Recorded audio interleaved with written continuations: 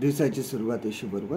पूर्वी लहानपणी आम्ही छोटे-छोटे गोष्टीची पुस्तकं खूप वाचायचो आणि त्या गोष्टीच्या पुस्तकांमध्ये अशा गोष्टी असायच्या, की एक गोष्ट झाली, की त्याच्यानंतर त्या गोष्टीचा अर्थ काय आहे आणि ही गोष्ट आपल्याला काय शिकवते, ते सुद्धा लिहिलेलं असायचं.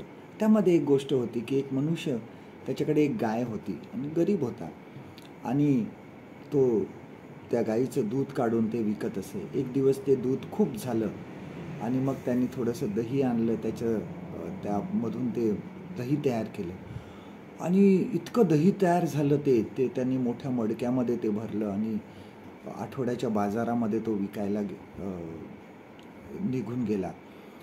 आणि त्यानंतर थोडं अंतर गेल्यावर तो थकला आणि मग एका झाडाखाली बसला.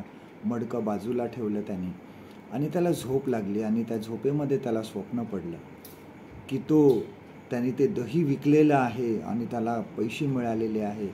त्याच पैशामध्ये त्याने अजून दही विकत घेतलं आणि अजून बाजारामध्ये जाऊन विकलं आणि अशा प्रकारे हळूहळू त्यांनी तो दह्याचा व्यापारी झाला आणि पुष्कळ पैसे त्याच्याकडे यायला लागले आणि एक ठिकाणी तो घरामध्ये आराम करत आहे असं त्याला स्वप्नामध्ये बघत होता तो.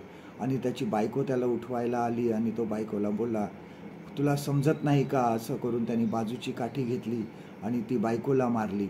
परंतु खरं त्यांनी बायकोला स्वप्नात मारलं, पण ती काठी ती खरोखर उचलली आणि बाजूच्या मडक्यावरच त्यांनी मारली आणि ते मडकं फुटून गेलं आणि सर्व दही मातीमध्ये गेलं. आणि उठल्यावर त्याला हे सगळं दिसलं आणि त्याने कपाळावर हात मारून घेतला.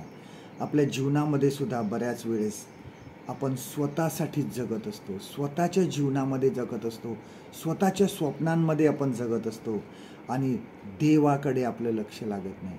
हे सर्व काही देवापासून आहे हे आम्ही विसरतो.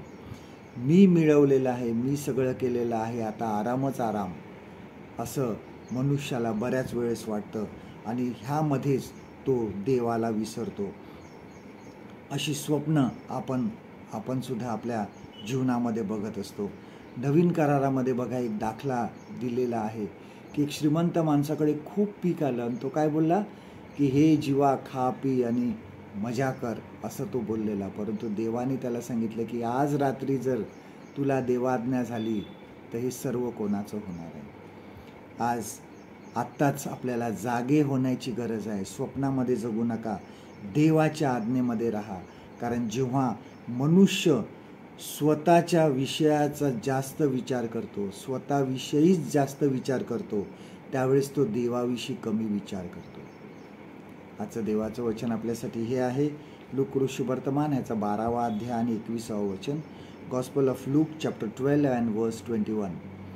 जो कोणी आपणासाठी द्रव्य संचय करतो व देवाविषयक बाबतीत धनवान नाही, तो तसाच आहे.